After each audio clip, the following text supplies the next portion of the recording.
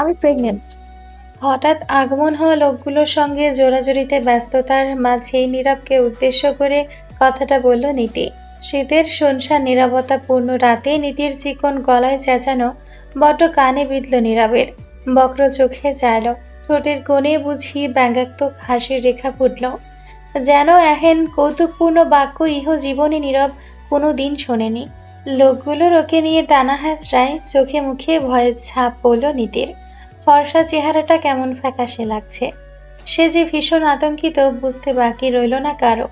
তাই ভীত সন্ত্রস্ত নীতিপ্রিয়া এবারে লোকগুলোকে উদ্দেশ্য করে যথাসম্ভব করুণ করে বলল, দেখুন ভাই, আমি অন্তঃসত্ত্বা। এই যে এই যে সামনে যে লোকটা বসে আছে, ইনি আমার বাচ্চার বাবা। বিয়ের প্রতিশ্রুতি দিয়ে আমার ফাইনাল উঠেছে, আর বাচ্চা পেটে আসছে, এখন পালিয়ে যাচ্ছে। আমার হেল্প করুন ভাই, ওই লোককে ধরে উচিত শিক্ষা দিন, যেন দ্বিতীয়বার আর কোনো মেয়ের দিকে চোখ তুলে তাকানোর সাহস না পায়। বাবা ডাক শোনার মেশিনটাই নষ্ট করে দিন না। কবি বলেছেন, পুরুষের সবচেয়ে বড় শত্রু তার নিজের মেশিন। আসুন আমরা সম্মিলিত ভাবে তার মেশিন নষ্ট করে দিই। আপনাদের দেখে আমি ভেতর থেকে ফিল পাচ্ছি ভাই, আপনারা আমার সঙ্গে এত বড় অনর্থ হবার থেকে বাঁচিয়ে নেবেন। এক অসহায় বোনের আর্তনাদ শুনুন। জীবনে তো কম পাপ করেননি ভাই। আজ এই অবলা বোনের জন্য লড়াই করে দেখিয়ে দিন না মানবতা বেঁচে আছে এখনো। আপনাদের সমাজ যতটা খারাপ চোখে দেখে, আপনারা ঠিক ততটা নন। আজ থেকে আপনারা আমার বড় ভাই, বোনের রক্ষা করুন। নীতির চিৎকার চেঁচামেচিতে লোকগুলো ছেড়ে দেয় ওকে। সন্দিহান হয়ে বলল, এই লোক আপনার সঙ্গে খারাপ কিছু করেছে, সত্য কইতাছেন? এক সেকেন্ডও অপেক্ষা না করে চটাস করে উত্তর দেয় নীতি। জি ভাই, বাঁচান আমায়। এই লোকের সন্তান আমার গর্ভে, এখন ফেলে রেখে অন্য কাউকে বিয়ে করতে যাচ্ছে সে। আমার সঙ্গে ন্যায় করুন ভাই, আমি হাত জোড় করছি। সিমেন্টের বেঞ্চিতে বসে থাকা নীরব এবার ভাঙল নিজের নীরবতা। পকেট থেকে সিগারেট বের করে ঠোঁটের সঙ্গে চেপে ধরে বলল, লাইটার আছে? এখানে আমি বিপদের সঙ্গে কাবাডি খেলছি, আর আপনার লাইটার চাই? হ্যাঁ, লাইটার চাই আপনার? একটু সাহায্য করুন নীরব সাহেব, পায়ে ধরছি আমি আপনার। চট করে নীরবের পাটা এগিয়ে দিয়ে বলল, ধরুন। ধরুন মানে? আমি পা ধরতে চাইলে আপনি পায়ে গিয়ে দিবেন? মনুষ্যত্ব নেই আপনার? শেষমেশ একজন অন্তঃসত্ত্বা নারীকে দিয়ে পা ধরাবেন আপনি? আপনিই তো ধরতে চাইছেন। আমি তো আপনার কাছে সাহায্যও চাইছি, সেটা করছেন না কেন আপনি? নেহাত বিপদে পড়ে সাহায্য চাওয়া একজন সুন্দরী মেয়েকে সাহায্য করবেন, সেই সবের বালাই নেই, পায়ে গিয়ে দিচ্ছেন না? আপনি মানুষ আদৌ? নীতিকে সম্পূর্ণভাবে অগ্রাহ্য করে নীরব ফের ওদের মধ্যে একজনকে জিজ্ঞেস করলো, লাইটার নেই? একটু আগেই তো সিগারেট খেলে ওদিকটা বসে সবকটা মিলে। চমকে ওঠে লোকগুলো। কারণ ওরা অনেকক্ষণ যাবতীয় অনুসরণ করছিল ওদের কথোপকথন, শোনার চেষ্টা করছিল, এমনকি নীরবকে পেছন থেকে মাথায় আঘাত করার কথাও ভেবে নিয়েছিল। সে কথা এই লোক জানলো কিভাবে? গায়ে আবার আর্মির পোশাক। লোকটা যদি সত্যি আর্মি হয় তবে ওরা ফেসে যাবে নির্ঘাত। আর যাই হোক, এমন হাট্টাগোটা আর্মির সঙ্গে ওদের মতো হাড় জিরজিরে শরীরে লড়াই করা সক্ষমতা নেই। মুখ শুকিয়ে গেল লোকগুলোর। তড়িঘড়ি করে চাদরের নিচ থেকে লাইটার বের করে দিয়ে দেয়। লাইটারটা এক প্রকার কেড়ে নিয়ে সিগারেট ধরালো নীরব। ফিল্টারটা ঠোঁটে চেপে কয়েকটা টান দিয়ে নীতিকে উদ্দেশ্য করে বলল, প্রমাণ দিন। নীরবের ভাবলেশীনতা দেখে গায়ে জ্বালা ধরে গেল নীতির। এর মধ্যে আবার বলে প্রমাণ দিন। কপাল কুঁচকে জিজ্ঞেস করলো, প্রমাণ? কিসের প্রমাণ? আপনি প্রেগনেন্ট, তার প্রমাণ দিন। এই যে হিরো, নিজেকে কি মনে করেছেন আপনি? Chris Hemsworth? হ্যাঁ, এমন একটা ভাব নিয়ে প্রমাণ দিন বলছেন যেন এখানে হলিউড মুভি শুটিং চলছে। আপনার সিরিয়াস ডায়লগের উপর সিনেমার ক্লাইম্যাক্স নির্ভর করছে যেন। কান খুলে শুনে রাখুন, প্রেগন্যান্সি কোনো প্রমাণ হয় না, বুঝেছেন?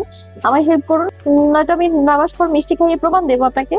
হিউম্যান সাইকোলজি নিয়ে বিশদ পড়াশোনা করা নীরব খুব সহজেই বুঝে ফেলেছে। এই লাউডস্পিকারটা লোকগুলোকে কনভিন্স করে ফেলেছে এরা ওকে আক্রমণ করে বসবে যে কোনো সময়। তাই সেও এবারে লোকগুলোকে উদ্দেশ্য করে বলল, এই মেয়ে কিন্তু ডেঞ্জারাস, প্রতারক চক্র। আমাকে ফাঁসিয়ে সব হাতিয়ে নিয়েছে। এর গতে ফাঁসলে সবকিছু হারাতে হবে। এ লোক বাটপার, আমি নই। আমার বাচ্চা এ লোকের পেটে না, না মানে এ লোকের বাচ্চা আমার পেটে। কিছু করুন ভাই, বোনের সংসার বাঁচান, আমি অবলা অসহায়, দুনিয়ায় কেউ নেই আমার। কাঁদো কাঁদো গলায় বলল নীতি। লোকগুলো এবারে তেড়ে গেল নীরবের দিকে, চেপে ধরতে গেল জ্যাকেটের কলার। তবে যা হবার তাই হলো। শালা আমার বইনের দিকে হাত বাড়াস? নীতি ভেবেছিল এক্ষুনি নীরবকে মাটিতে গড়াগড়ি খেতে দেখবে, কিন্তু ঘটনা হলো ভিন্ন। বাংলাদেশ মিলিটারি একাডেমিতে স্পেশাল ট্রেনিং প্রাপ্ত লেফটেন্যান্ট নীরব সাফওয়ান 4 জনকে ধরাশায়ী করেছে এক হাতে মাত্র কয়েক মিনিটে। তার ক্ষিপ্রতা সাংঘাতিক। লেফটেন্যান্ট ব্যতীত নীরবের আরও একটা পরিচয় আছে, সুতরাং এমন 2-4টা ছিচকে চোর সামলানো ওর কাছে কঠিন কোনো ব্যাপার নয়।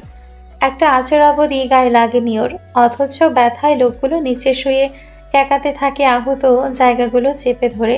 পুনরায় বেঞ্চিতে বসে সিগারেট ধরালো, কয়েকটা টান দিয়ে স্বাভাবিকভাবে লোকগুলোকে বলল, 1 সেকেন্ড এখান থেকে বিদায় হও, নয়তো। বাকিগুলো অবশ্য শেষ করার প্রয়োজন হয়নি, তবে আগেই গায়েব হয়েছে লোকগুলো। লোকগুলোকে দৌড়াতে দেখে তার স্বরে চেঁচালো নীতি। এবার যদি সাঙ্গপাঙ্গ নিয়ে ফিরে আসিস তবে পা কেটে হাতে ধরিয়ে দেবো। কিন্তু আমার সঙ্গে পাঙ্গা নিয়ে আজ পর্যন্ত কেউ জিততে পারেনি, তোরাও পারবি না। এবার ফিরে এলে আর কিন্তু জীবনে সোজা হয়ে দাঁড়াতে পারবি না, বলে দিলাম। যে পালা, জলদি এখান থেকে পালা। ওরা তল্লাট ছেড়ে পালিয়েছে। আপনি বৃথা চেঁচামেচি করছেন মিস নীতি। যে আমার আইসাইট অত্যন্ত সূক্ষ্ম, আমি দেখতে পাই। আপনাকে বলে দেওয়া লাগবে না।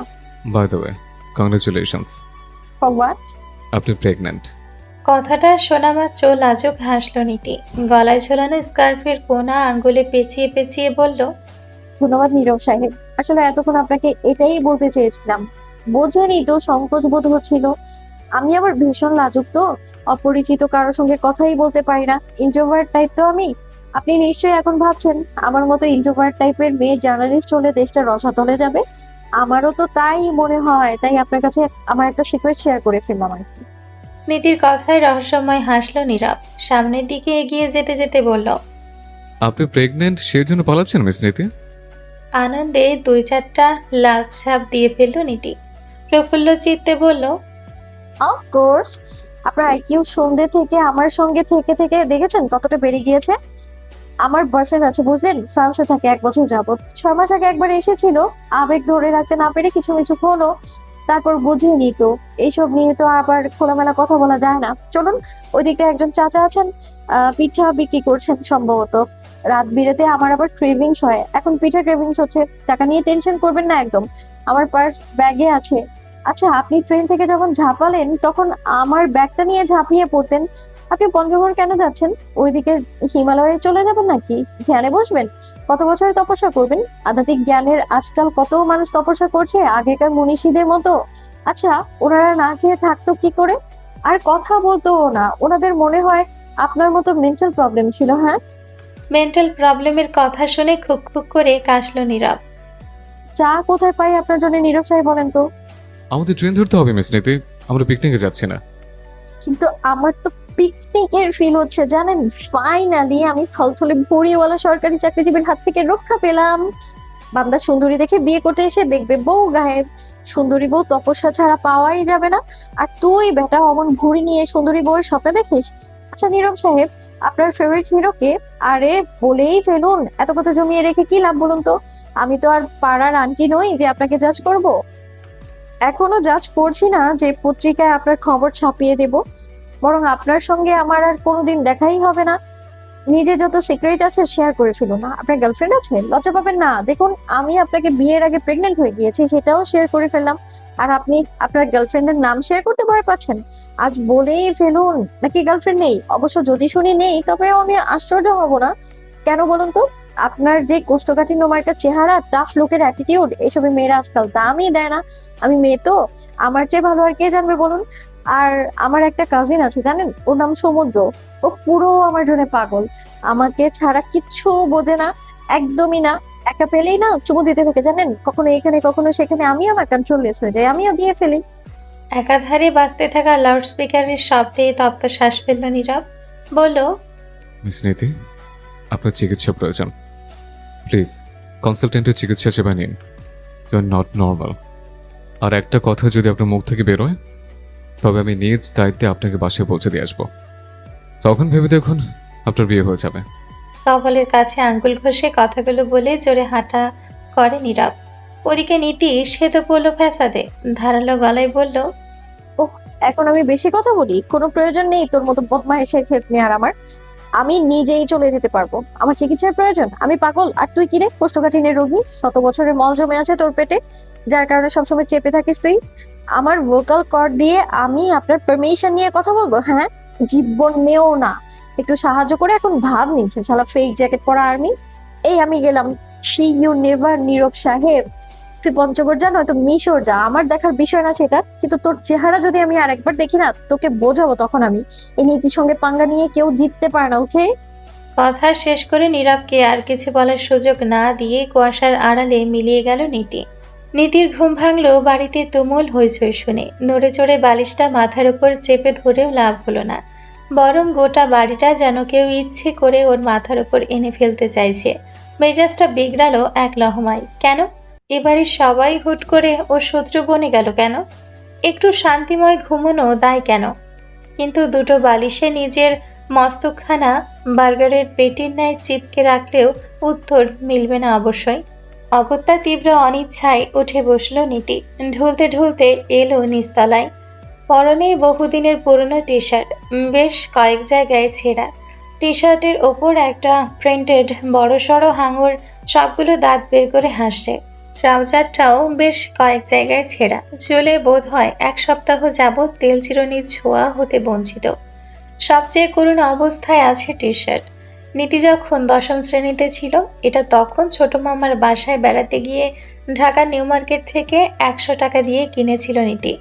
এরপর থেকে এই টি শার্ট না পরা অবধি ওর রাতে ঘুম আসে না। যেখানে যাবে টি শার্ট সবার আগে প্যাকিং করে নিতে। দীর্ঘদিন ব্যবহারে কালো টি শার্ট ধারণ করেছে ছাই কালার।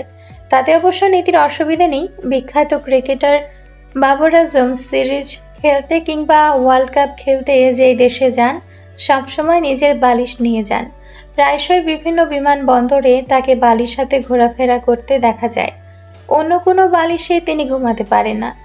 অত বড় ক্রিকেটার যদি বালিশ নিয়ে ওয়ার্ল্ড কাপ ট্যুরে যেতে পারেন, সেখানে নীতির সামান্য ছেঁড়া টি শার্টে কিছু যায় আসে না। ওই একই দোকান থেকে আরও বহু টি শার্ট কিনেছে নীতি, অথচ ঘুম কেবল ছেঁড়া টি শার্টেই ভালো হয় ওর। উস্কো খুস্কো বেশে তপ্ত মেজাজে নীতিকে আসতে দেখে চেঁচালো ও ছোট বোন প্রীতি। নীতিপ্রিয়ার আগমন, শুভেচ্ছা স্বাগত। নীতিপ্রিয়ার আগমনী ফুল ফুটিল বাগানে। থাপড়ে চাপার দাঁত ফেলবো বেয়াদব কোথাকার। সকাল সকালে তোদের নৃত্য লাগে কেন করা? হ্যাঁ, আমি ঘুমালেই যত কাহিনী শুরু হয় তোদের। কি করব আমি এবার? মরে যাবো? ফিলিংস নেই আমার।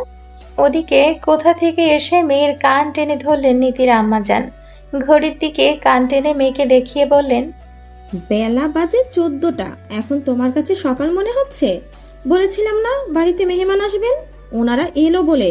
যাও তৈরি হও, সংসেজে ঘুরে বেড়াবে না ঘরের মধ্যে। মেয়ে নিয়ে আমার হয়েছে যত জ্বালা। আগে কানটা ছাড়ো মা, মেয়ে বড় হয়েছে সেদিকে হুঁশ আছে। শুধু শুধু মারো কেন আমাকে? আজ বাদে কাল যাবো পরের বাড়ি, একটু আদর করতে পারো তা না? মেয়ের কপালে যদি সেখানেও মার লেখা থাকে, আমার প্রতি একটু সদয় না তোমরা? হ্যাঁ, মাঝখানে ঠেস দেওয়া গলায় প্রীতি বলল, কিন্তু আমার মনে হয় আপু, তুই যে বাড়ি যাবি কাঁদবে সে বাড়ির লোকজন। চুপ বেয়াদব। আম্মা দেখছো তোমার ছোট মেয়ে কেমন বেয়াদব হয়ে যাচ্ছে? এটা বিয়ে দাও না কেন?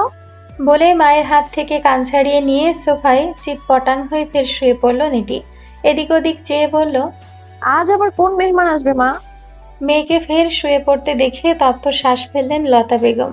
বললেন, আবার শুলে কেন নীতি? যাও ফ্রেশ হয়ে তৈরি হও, লাল জামদানি শাড়িটা পরবে। আমি সব কিছু রেডি করে দিয়ে এসেছি, এসব ছেঁড়া জামা কাপড় ছাড়ো। তোমার দজ্জাল শ্বশুর কোথায় আম্মাজান? বুড়োর এক পা কবরে, অথচ কেস খেয়ে দিচ্ছিল আমায়। জানো কত প্ল্যানিং করে ওসব থেকে রক্ষা পেয়েছি আমি। আবার কোন মেহমান ডেকে আমায় বলির পাঠা বানাতে চাইছে? উফ, তোমাদের অত্যাচারে বাড়ি থেকে ভেগে যেতে হবে আমায়। বলে একটু মেয়ের দিকেও খেয়াল রাখো আম্মা। তোমার পেটের মেয়ে নই নাকি আমি? হ্যাঁ, যার তার সঙ্গে ধরে বেঁধে বিয়ে দিয়ে দাও আমায়। এত বছর সংসার করে বোঝোনি তোমার শ্বশুর লোক সুবিধার না? যাও তৈরি হও, আর তোমার ছোট সাগরেদকে নিয়ে যাও, দুটো বিচ্ছু পেটে ধরেছিলাম আমি। বলে মেয়েকে চোখ রাঙিয়ে চলে গেলেন লতা বেগম।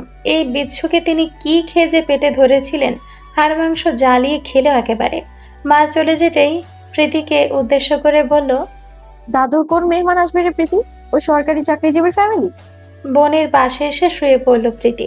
বলল, অন্য কেউ মনে হয় আপু? তোমার কি মনে হয় নীরব সাফওয়ান তোমাকে বিয়ে করতে রাজি হবেন? তুমি প্রেগনেন্ট জানার পরও? তুই কি আমার অভিনয় স্কিলের উপর সন্দেহ করছিস প্রীতি? এখন যদি আমি মুভিতে অডিশন দেই না, কাল দেখবেন বেস্ট নায়িকার পুরস্কার বৃষ্টি হচ্ছে এই বাড়িতে, দেখিস। তাছাড়া ওই বলদকে এমন চুনা লাগিয়ে এসেছে না, বাট আমার ছবি দেখার সঙ্গে সঙ্গে লাহাও লালা কুয়াতা ইল্লা বিল্লা পড়বে। বিয়ে নিয়ে নাকে খত দেবে, বলবে আমি সন্ন্যাসী হব, ধ্যানে বসবো, তাও এই মেয়েকে আমি বিয়ে করব না। ট্রেনে পুরোটা সময় আমাকে কেমন ভাবে কটমট কটমট করে দেখছিল, যেন চিবিয়ে খাবে সে। বেটা নিশ্চিত মনে মনে বলেছে এই মেয়েকে বিয়ে করার চেয়ে বিষধর সাপকে বিয়ে করা ভালো, তাও নাগমণি পাবার সম্ভাবনা আছে। কিন্তু আমার কেন জানি লোকটার ছবি দেখে অতটা বলদ মনে হয়নি রে আপু, ভীষণ চৌকুশ লেগেছে। অত বড় আর্মির অফিসার তো আর এমনিতেই হয়নি। আজ যদি সত্যিই চলে আসে, বিয়ে করে ফেলবি? বোনের কথায় মাঝি তাড়ানোর ভঙ্গি করল নীতি। সে ভীষণ আত্মবিশ্বাসী ট্রেনে নিজের অভিনয়ের প্রতি। বলল, একদম ভয় দেখাবি না আমায়, ছেলেদের জাত এখনো চিনিস না তুই প্রীতি। এদের মনে একবার সন্দেহের বীজ বুনতে পারলে সেখান থেকে প্রথমে চারা গাছ হয়, তারপর বিশাল বৃক্ষ হয়ে যায়। আমিও লেফটেন্যান্ট নীরব সাফওয়ানের মস্তিষ্কে সন্দেহের বীজ বুনে এসেছি। তিনি জীবনেও বিয়েতে রাজি হবেন না। আমার বুদ্ধির তারিফ করতেই হয় বল। প্রীতি কিছু বলার আগে কলিং বেল বাজলো ওদের বাড়ির। তড়িঘড়ি করে সোফা থেকে উঠল প্রীতি। দোতলার দিকে দৌড়ে পালানোর আগে বলল, মেহমান বোধহয় চলে এসেছে আপু, জলদি চল এখান থেকে। আমাদের মাতা রানী এই বেশে মেহমানদের সামনে গিয়েছে দেখলে কাঁচা চিবিয়ে লবণ মরিচ ছাড়াই খেয়ে ফেলবে। প্রীতি পালালেও নীতি গেল না, বরং ঘড়ির দিকে দেখে ওর মনে হলো বাবা এসেছে মসজিদ থেকে। আজ শুক্রবার। ড্রয়িং রুমের এক পাশে কোনো কারণবশত হয়তো রাখা বালতি আর মগ উঠিয়ে নিয়ে এসে চলল দরজা খুলতে। স্কুটিটাকে আজ গোসল করিয়ে দেবে না হয়। মেহমান আসবে না এই বিষয়ে ও 100% নিশ্চিত। তাও ভালো, মেহমানদের উছিলায় একটু ভালো খাবার দাবার খাওয়া যাবে। আর যাই হোক, আর্মির পদধারী লেফটেন্যান্ট একজন প্রেগনেন্ট মেয়েকে বিয়ে করতে পারে না। লম্বা একটা হাই তুলে সদর দরজা খুলল নীতি। দেওয়ালে ঠেস দিয়ে দাঁড়িয়ে বলল, হ্যালো পাপা, জিলাপি এনেছো আমার জন্য? ভিক্ষুকের মতো দুটো জিলাপিতে আমার পোষাবে না তো, বেশি করে না আনলে এক্ষুনি বাজারে গিয়ে আবার আনো তো। বলতেই চমকালো নীতি, কারণ সেখানে দাঁড়িয়ে আছে অচেনা এক যুবক। লম্বা চওড়াও বেশ ভালো, পরনে ফর্মাল শার্ট, কালো ব্লেজার, হাতে বড় সড়ো ডায়ালের ঘড়ি। ও সামনে দাঁড়ানো যুবকের চেহারা কিছুটা পরিচিত মনে হলো নীতির। তবে এই বান্দা বুক চিতিয়ে এমনভাবে দাঁড়িয়ে আছে যেন ভিআইপি গেস্ট। তড়িৎ বুঝলো নীতি এটাও তাদের সিলেক্ট করা নতুন বকরা। ঢ্যাং ঢ্যাং করে একাই বিয়ে করতে চলে এসছে নাকি। কাঁধের ওপর দিয়ে দেখার চেষ্টা করলো, তবে কেউ নেই এই ছেলের সঙ্গে। উফ, এক আর্মির পিছু ছাড়িয়ে দুদণ্ড বিশ্রাম নেবার সুযোগ পেল না নীতি।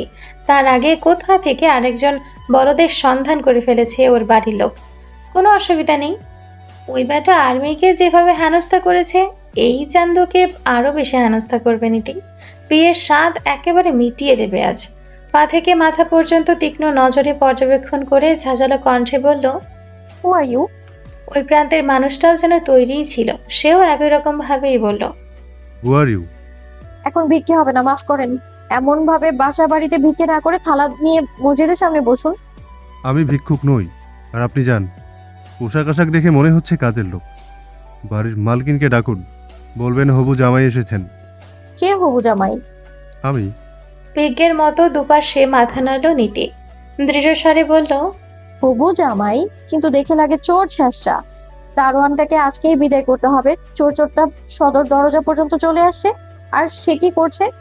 নীতির ভিক্ষুক বলাতে ওপাশে দাঁড়ানো যুবকের কিছু এলো গেল না, বরং সে বুকের সঙ্গে দুহাত বেঁধে শটান দাঁড়ালো। যেন নীতি যে তামাশা এখন করবে তা মোকাবেলায় সে প্রস্তুত। নীতিও বুঝল। ঘরের মধ্যে একবার নজর বুলিয়ে খানিকটা এগিয়ে কণ্ঠ খাদে নামিয়ে ফের বলল, ভালোই ভালোই এখান থেকে কেটে পড়, নয়তো চোরের তকমা লাগিয়ে গণধোলাই খাওয়াবো। কিন্তু আমার স্বামী আর্মিতে আছে। একবার যদি জানতে পারে না আমার স্বামী আমাকে কাজের লোক বলেছিস, প্যারেড গ্রাউন্ডে নিয়ে আটকে রেখে আপনার গায়ের উপর দিয়ে কুচকাওয়াজ করবে। তাছাড়া যাকে বিয়ে করতে এসেছিস সেই মেয়ের মাথা খারাপ আছে, রাতের ছাদে উঠে ঘুরে বেড়ায়, আবার অচেনা লোক দেখলেই গায়ে থুথু দেয়। নীতির কথার মাঝে ফোড়ন কাটল যুবক, গম্ভীর মুখে বলল, আপনার স্বামী আর্মিতে আছেন? অবশ্যই। নাম কি? তোকে কেন বলবো? কারণ আমিও আর্মিতে আছি। আমতা আমতা করতে থাকে নীতি। আবার আর্মি? বাড়ির লোক আর্মি ছাড়া কিছু খুঁজে পাচ্ছি না নাকি ওর জন্য? আবারও আশেপাশে তীক্ষ্ণ নজরে চেয়ে বলল, লেফটেন্যান্ট নীরব সাফওয়ান, বুঝেছিস তো? লেফটেন্যান্ট তো আর এমনি এমনি হয়নি। এবার কেটে পড় এখান থেকে। আপনি আমার স্মরণ করছেন মিস নীতি? আচমকা দরজার আড়াল হতে ভারী পুরুষালী কণ্ঠস্বরে চমকে উঠল নীতি। লেফটেন্যান্ট নীরব সাফওয়ান হাজির হয়েছেন নীতির বাড়ির সদর দরজায়। পরনে ফরমাল সাজ পোশাক, চেহারাটা একেবারে চকচক করছে যেন। মানে ব্যাটা সত্যিই নীতিকে বিয়ে করতে হাজির। অত প্ল্যানিং, শীতের রাতে নাকানি চোবানি সবকিছু ফ্লপ। নীতির কপালে নীরব নামক শনি কাটবে কবে? তোতলানো কণ্ঠে বলল, আপনি? ইয়েস, আপনার একমাত্র স্বামী যাকে আপনি চাতালগাঁও স্টেশনে ফেলে এসেছিলেন, আর সে আপনার একমাত্র দেবর নিলয় সারহান। নীরবকে দরজার সামনে দাঁড়ানো দেখে নীতির হার্টবিট বেড়েছে। ওই দিনের প্ল্যান যে পুরোটাই ফেল করেছে বুঝতে বিন্দু মাত্র বাকি নেই। ধারালো গলায় বলল, আপনি? আপনার সাহস তো কম না? নিজের তোতা পাখির মতো নাক উঠিয়ে ফের আমার বাড়িতে চলে এসেছেন আপনি। আপনাকে ট্রেনে জানিয়েছিলাম মনে নেই? আমি প্রেগনেন্ট, আমার বয়ফ্রেন্ড আছে, ওকে? আপনাকে বিয়ে করব না আমি। এখন বিদে হন, গো অ্যাওয়ে, ওকে? নীতির বাচালগিরিতে বাঁকা হাসল নীরব। নিলয়ের কাঁধে ভর দিয়ে একটু ঠেস দিয়ে দাঁড়িয়ে বলল, আমি আপনার বাচ্চার দায়িত্ব নিতে চাই মিস নীতি। আপনার মতো সুন্দরী অবলা মেয়ে কেমন অবস্থা একলা ছেড়ে দিই কিভাবে? একজন দেশ সেবক হিসেবে আমার একটা দায়িত্ব আছে না? তাছাড়া বিউটি উইথ শার্প ব্রেনের মেয়েদের আজকাল দেখা পাওয়া দুষ্কর। একবার যখন আপনার সন্ধান পেয়েছে, আপনাকে হারাতে চাই না আমি। আপনি? দাঁতে দাঁত চেপে কিছু বলতে চাইল নীতি, তবে সে কথা শেষ করতে পারল না। কেননা রান্নাঘর থেকে ফিরে এসেছেন লতা বেগম এবং সদর দরজায় এসে উপস্থিত হয়েছেন ওর বাবা আক্তার শাহ। কটমট করে তোকে কাঁচা চিবিয়ে খাবো এমন একটা ভঙ্গিতে নীরবকে দেখে নিয়ে দোতলার দিকে ছুট লাগায় নীতি। বিড়বিড় করে বলল, আমাকে বিয়ের শখ তোকে আমি জন্মের মতো মিটিয়ে দেবো লেফটেন্যান্ট নীরব সাফওয়ান, নয়তো আমার নামও নীতিপ্রিয়া শাহ নয়। হ্যাঁ ভাই, আর ইউ শিওর তুই আসলে এই মেয়েকে বিয়ে করতে চাস? মানছি আমরা যেই প্রফেশনে আছি সেখানে জান বেরিয়ে দেওয়ার জন্য আমরা সদা প্রস্তুত। স্নাইপারের সামনে বুক চিতিয়ে দাঁড়িয়ে থাকার সাহস আছে আমাদের। কিন্তু ভাই, এই মেয়ে তো ডেঞ্জারাস। স্নাইপার শট মিস হতে পারে, কিন্তু এই মেয়ের চাপার জোরের কোনো মিস নেই। এটা মেয়ে না ভাই, শি ইজ এ মিসাইল। দেখ, তুই আমার একমাত্র বড় ভাই, আমাদের বংশের উজ্জ্বল নক্ষত্র, বাংলাদেশের একজন sword of honour power lieutenant. কেন জেনে শুনে আগ্নেয়গিরির লাভায় ঝাঁপ দিয়ে নিজের জীবন নাশ করতে চাইছিস ভাই? সময় থাকতে শুধরে যা, এখান থেকে এক্ষুনি পালা। তোর দুটো পায়ে পড়ি ভাই। ভাই শুনছিস? কথাগুলো এক নাগাড়ে নীরবের কানের কাছে বলছিল নিলয়। সদর দরজায় সে সময় উপস্থিত হয়েছিলেন নীতিপ্রিয়ার শ্রদ্ধেয় বাবা মা। ওনারাই উষ্ণ অভ্যর্থনায় ওদের এনে বসিয়েছেন ড্রয়িং রুমে, নয়তো তার হবু ভাবিজান ওকে সদর দরজা থেকেই ঝেঁটিয়ে বিদেয় করা চক্রান্ত সেরে ফেলেছিলেন। লোকজন ডেকে গণধোলাইয়ের ব্যবস্থা করলেও নিলয় মোটেও অবাক হতো না। প্রাথমিক আলাপচারিতা শেষে নীতির বাবা আশরাফুল সাহেব গেলেন গলির মোড়ে দাঁড়ানোর জন্য। ওদের গাড়িটা আগে এসে পৌঁছালেও ওদিকে ওদের বাবা মায়ের গাড়ি পথ হারিয়ে অন্যদিকে যাবার কারণে বেশ দেরিই হবে ওনাদের পৌঁছাতে। শরবতের ট্রে রেখে যাওয়া হয়েছে ওদের সামনে। রান্নাঘর থেকে খাবারের সুখসানে মম করছে গোটা বসার ঘর। ওরা দু ভাই রাস্তাতে গাড়ি থামিয়ে জমা আদায় করে এসেছে অবশ্য। সবকিছু ঠিকঠাক থাকলেও পাত্রী অমন পারমাণবিক বোমা না হলে সময়টা উপভোগ করত নিলয়। তাই তো আশেপাশে কেউ থাকায় বড় ভাইকে আরও এক দফা সাবধান করলো সে। শরবতের গ্লাসে চুমুক দিয়ে বাঁকা হাসল নীরব, বলল, শরবতে মিষ্টি বেশি দিয়ে ফেলেছে। তুই এখনো মিষ্টি নিয়ে পড়ে আছিস ভাই? ওদিকে আমি তোর চিন্তায় ব্যাকুল। চিন্তা করতে বসে দেখি চিন্তা আবার আমাকে নিয়ে চিন্তা করছে। ভয়ঙ্কর অবস্থা, তাই না বলো? নীরবের অমন গা ছাড়া ভাব দেখে করুণ স্বরে নিলয় বলল। I will miss you brother. পরপরই গা কাঁপিয়ে হেসে ফেলল নিলয়। ওর হাসির মাঝে দোতলা থেকে নেমে এলো প্রীতি। কানটা যথাসাধ্য খাড়া করে শোনার চেষ্টা করছে ড্রয়িং রুম থেকে আগত শব্দদের, কেননা হাসিটা বড়ই পরিচিত ঠেকল ওর নিকট। কিন্তু নীরব সাফওয়ানের সঙ্গে সেই লোক থাকবে কেন? ওদিকে ওদের মাতারানী বকাবকি জারি রেখেছেন। নিচে মেহমান এসে বসে আছে আর ওনার দুই বিচ্ছু মেয়ে সং সেজে দোতলায় বসে আছে। চট করে জামাটা পরিবর্তন করে কালো চুড়িদার জড়িয়ে এক প্রকার অতিষ্ঠ হয়ে নিচতলায় আসার সময় শুনল প্রীতির রাতের ঘুম কেড়ে নেওয়া গগন বিতারী ঝঙ্কার তোলা হাসি। হৃদস্পন্দন ভারী হলো ওর। মনের কোণে ফের সেই পুরুষটার দেখা পাওয়ার তীব্র আকাঙ্ক্ষারা পেখম তুলল। দুরুপুকে পেছন থেকে দেখলো দুজন যুবক বর্ষা তাদের ড্রয়িং রুমের সোফায়। প্রায় একই রকম লম্বা দুজনে, চুলের কাটও প্রায় একই, খটকা লাগলেও সেগুলো সমস্ত সংশয় একপাশে রেখে যথাসাধ্য হাস্যোজ্জ্বল কণ্ঠে বলল, আসসালামু আলাইকুম দুলা ভাই, আপনার একমাত্র শালিকা হাজির। জানেন তো, শালি আধা ঘরওয়ালি। আজ আপনার নিস্তার নেই দুলা ভাই, জলদি টাকা পয়সা যা আছে বের করুন। একমাত্র শালি আমি, প্রথম দেখায় আমার সালামি পাওনা ম্যান্ডেটরি। প্রীতির কণ্ঠস্বর শুনেই পিছু ফেরার আগে কনুই দিয়ে নীরবকে গুঁতো দেয় নিলয়। ঠোঁট টিপে হেসে বলল, লেও, ঠেলা সামলাও। প্রীতি ওদের মুখোমুখি হতেই চমকালো, কেননা ড্রয়িং রুমে বসে আছেন লেফটেন্যান্ট নীরব সাফন। শেষমেশ তার বোনের সমস্ত প্ল্যানে এক বালতি জল ঢেলে দিয়ে উপস্থিত হয়েছেন এই বান্দা। আর তার পাশে বর্ষা যুবক, সে এখানে কেন? বিস্ফোরিত নেত্রে চেয়ে থাকলো প্রীতি। অবিশ্বাস্য স্বরে বলল, নিলয়, ধানি লঙ্কা, তুই আমার বাসায়? বিয়ে করতে এসেছি। মানে? মানে আমার ভাই নীরব বিয়ে করতে এসেছে, আমি বরযাত্রী, আর তুই আমার বেআইন। যা ধানি লঙ্কা, আমার জন্য হাত পা ধোয়ানো পানি নিয়ে আয়। তোর জন্য ট্রেনের পানি আনবো, ওয়েট কর। বলেই প্রীতি ছুটল সদর দরজার দিকে, কেননা সেখানে উপস্থিত হয়েছে নীরবের বাবা মা এবং দাদা ভাই। মনের কোণে জন্ম নেওয়া আনন্দ অনুভূতি গোপন করে সেদিকে ছুটল প্রীতি। ওদিকে প্রীতির দেখা হুট করে পেয়ে ঠোঁটের কোণ থেকে হাসিটা কোনোভাবে সরছেই না নিলয়ের। সোফায় বসলেও ওর নজর তখনও রয়েছে সদর দরজার দিকে, যেখানে ওর মা প্রীতিকে জড়িয়ে রেখেছে আদরের ভঙ্গিতে। পুরো ব্যাপারটা এতক্ষণ বক্রচোখে দেখে চলছিল নীরব। সদর দরজা থেকে চোখ না সরিয়ে নিলয় সম্মোহিত কণ্ঠে বলল, ভাই, তুই বিয়েতে দ্বিমত করিস না প্লিজ, এখানেই আমাদের ডেস্টিনি। আচ্ছা, একটু আগের জন্য কি বলছিলি? Missile and all, remember? সব ভুলে যা ভাই, তুই বরং আজই বিয়েটা সেরে ফেল। আর কাজী সাহেব যদি আসেন তাহলে বাবা মাকে আমার কথাও মনে করিয়ে দিস। খালি খালি দুবার টাকা খরচ করে কাজী ডাকার কি দরকার? নিলয়ের কথার আগামাথা না বুঝলেও এতটুকু বুঝলো ওর ছোট ভাই কিছুক্ষণ আগের সে মেয়েটির পূর্ব পরিচিত। নিজের এবং সহোদর উভয়ের জন্যই তপ্ত শ্বাস ফেলল নীরব। তারা এবাড়ির মেয়েদের ভালোবাসা জালে ফাঁসলো, অথচ ঘুণাক্ষরেও টের পেল না। নীতিকে ওর মা জোর করে রানী গোলাপি রঙের একটা সুতি শাড়ি পরিয়ে দিয়েছে, যার পাড়টা রূপলি রঙা চওড়া কাতানের বর্ডার, কানে স্বর্ণের ছোট ঝুমকো আর গলায় পাতার স্বর্ণের চেন, হাতে পরিয়ে দিয়েছে কয়েক গাছি চিকট স্বর্ণের জড়ি। মেয়ের ঘাড়ের ওপর দাঁড়িয়ে থেকে হালকা সাজগোজ করতে বললেও ওনার বিচ্ছু মেয়ে চেহারাটা বানিয়ে রাখলো বাংলার পাঁচ, যার কারণেই তেমন সাজগোজ করাতে পারল না। চুলে হাত খোপা করিয়ে আরেকবার শাসালেন মেয়েকে, বললেন, ওনারা তোমার দাদুর বন্ধুর পরিবার, আশা করি আমাদের মান সম্মান ডোবাবে না।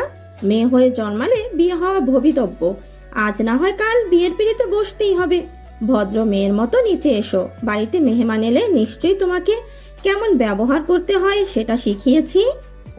বেশ কড়া গলায় কথাগুলো বলে চলে এলেন লতা বেগম। নিচে মেহমানদের খাবার দাবারের তদারকি করাটা জরুরি। এ মেয়ের পাল্লায় পড়ে কতক্ষণ যাবৎ তিনি উপরে এসে বসে আছেন। খাবার টেবিলে পাশাপাশি বসেছেন বাল্যবন্ধু ইনসান শাহ এবং আজিজ শরীফ। নাতি নাতনিদের বিয়ে দিতে চেয়েছেন কয়েক যুগ আগে। খুলে বসেছেন পুরনো দিনের অজস্র স্মৃতির পাতা। ওদিকে দেশ নিয়ে আলাপ জুড়েছেন ওনাদের পুত্রদ্বয়, আর গৃহিণীরা ব্যস্ত সাংসারিক আলাপে। মাঝখানে চুপচাপ খাবার খাচ্ছে নীরব আর নিলয়। নিলয় যে ভীষণ ডিসেন্ট সেটা বোঝাতে সে একটু বেশিই চুপচাপ। ভাতের লোকমা মুখে তুলছে এমনভাবে যেন তার মতো ভদ্রলোক গোটা বাংলাদেশে আর দুটো নেই।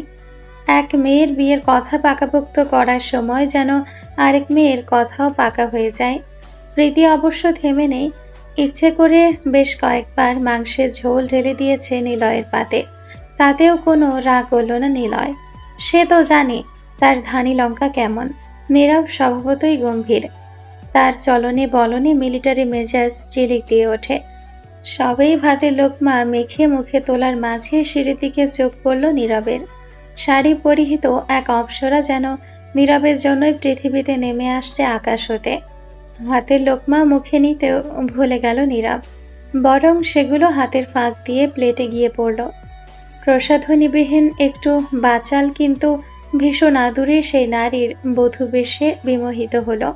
শক্তপোক্ত বক্ষপটে অনুভূত হলো অন্যরকম অনুভূতি। ভাইয়ের বেহাল অবস্থা অনুধাবন করে ফের কনুই দিয়ে গুঁতো দিয়ে নিলয় বলল, ভাই, মাটন কারিটা নাও। নিলয়ের কথা শুনে সেদিকে কটমট করে তাকালো নীতি। মনে মনে বলল, গিলতে এসেছিস, মাটন গিলে বিদেয় হবি। পাত পেরে যদি আমার শান্তির দফা রফা করতে এখানে বসতে দেখি না, তবে দিনের আকাশেও তারা দেখবি, শালা ছ্যাঁচড়ার দল। ডাইনিং টেবিলের কাছে এসে মিষ্টি গলায় সালাম দেয় নীতি। সবেই পানির গ্লাসে চুমুক দিয়েছিল নীরব। ব্যাস, নীতির মিষ্টি কণ্ঠস্বর শুনে বিষম খেল। বিড়বিড়িয়ে নিলয় বলল, সবে শুরু ভাই। ছেলের মুগ্ধতা মেশানো চাহনি নজরবন্দি হলো নীরবের মা শান্তির। স্বামীর দিকে চাইলেন ইঙ্গিতপূর্ণ নজরে। সালামের উত্তর নিয়ে বললেন, এসো নীতিমা, মাশাল্লাহ তুমি কি মিষ্টি, ছবির থেকেও বাস্তবে তুমি বেশি মিষ্টি। ও মা, আবার দেখো মেয়ে আবার শাড়ি পরেছে। শান্তি বেগমের মুখে ছবির কথা শুনে একটা ঝটকা খেল নীতি। তার মানে শুকনো একটা ঢোক গিলে চাইল নীরবের দিকে, যে কিনা মাথা নিচু করে খাওয়া দাওয়ায় ব্যস্ত। এই লোক ওকে ট্রেনে চিনে ফেলেছিল। নীতি ওর দিকে তাকিয়ে আছে, বুঝে ঠোঁট টিপে বাঁকা হাসল নীরব, যেন বোঝাতে চাইলেও ট্রেনে ওকে চিনে ফেলেছিল নীরব। যা, ওর অত প্ল্যানিং সব চলে গেল। আর এই হুলোটা সব জেনে বুঝে সারাটা রাস্তা মজা নিয়েছে, তাই না? কপাল চাপড়ালো নীতি। ওর কপালটা এত সোনা দিয়ে বাঁধানো কেন? নীতিকে কাছে টেনে নিয়ে শান্তি বেগম ফের বললেন, একটা মেয়ের শখ আমার অনেক দিনের, বুঝলে? কত করে মেয়ে চাইলাম, কিন্তু আল্লাহ পাক আমাকে দিলেন দুটো পাঠা। মাঝখান থেকে ফোড়ন কাটলো প্রীতি। কোনো রকমে হাসি চেপে বলল, ঠিকই বলেছেন আন্টি, আমাদের ক্লাসরুমে আগে পাঠার গন্ধে টেকাই যেত না। খুক খুক করে কাশলো ওরা দু ভাই। নিলয়কে একটু বেশি আহত মনে হলো। এটাও নিজের মা তো। ছেলের জন্য পাত্রী দেখতে এসে যদি এভাবে ছেলের বদনাম করছে কেন? বিড়বিড় করে মাকে নিলয় বলল, মা, তুমি কি চাও না আমাদের বিয়ে হোক? তোমার মাঝেও দাজ্জাল শাশুড়ি হবার পটেনশিয়ালটা আছে, এটা জানার জন্য হলেও ছেলেদের বিয়ে দিয়ে দাও মা। বদনাম করো না মা, প্লিজ। বুঝো না এখানে আমাদের প্রেস্টিজ জড়িত। কপাল কুঁচকে ছেলের কাছে জানতে চাইলেন, তুই নাকি বিয়ে করবি না? বিয়ে মানে জ্বালা, জীবনের শান্তি নষ্ট। তাহলে প্র্যাকটিসের কথা আসছে কেন? লাজুক হেসে প্রীতির দিকে এক নজর চাইল নিলয়। ঘাটটা সামান্য চুলকে গলাটা যথাসম্ভব খাদে নামিয়ে বলল, ভাইয়ার বিয়ে হয়ে গেলে আমি একা হয়ে যাব না? তাছাড়া ভাবিরও একজন সাথীর প্রয়োজন আছে না আমাদের বাসায়? ভেবে দেখো মা, একটু আশেপাশে নজর বোলাও, মেয়ে আশেপাশেই আছে। বেহায়া। খাবারের পর্ব শেষ হবার কিছুক্ষণ পর নীতিকে রান্নাঘরে টেনে আনলেন লতা বেগম। ট্রেতে সাজিয়ে রেখেছেন ডেজার্ট। কড়া গলায় সেগুলো টেনে সার্ভ করতে বললেন। মায়ের ব্যবহারে বিরক্ত হয় নীতি। বলল, তুমি কিন্তু আমার সঙ্গে অযথাই খারাপ ব্যবহার করছো আম্মু। তোমার মতো বিচ্ছু মেয়ের ভালো কথা শোনার ধাত আছে? বলেই চলে গেলেন তিনি। ওদিকে সব সমস্যা জ্বর নীরব সাফওয়ানের ওপর গিয়ে বর্তালো নীতির সমস্ত রাগ। এই লোক ওকে ট্রেনেই চিনে ফেলেছিল, অথচ ওর সঙ্গে সমান তালে নাটক চালিয়ে গিয়েছে। শালা, আমাকে বিয়ে করা তোর এত শখ? হ্যাঁ, আমার জীবনের শান্তি গিলে খেয়ে আবার এসেছিস পোলাও রোস্ট গান্ডে পিন্ডে গিলতে রে। এখন আবার ডেজার্ট খাওয়া? হ্যাঁ, এত সহজ নীতিকে বিয়ে করা? হ্যাঁ, ডেজার্টের একটা বাটি আলাদা করে রাখলো নীতি। এই লেফটেন্যান্টকে তো ও নিজের মতো সাজতা করবে। শেষ পাতে বাল্যবন্ধুকে আপ্যায়নের জন্য নলেন গুড়ের পায়েসের বন্দোবস্ত করতে বলেছিলেন ইনসান শাহ। লতা বেগম শ্বশুরের আজ্ঞাকারী বৌমা।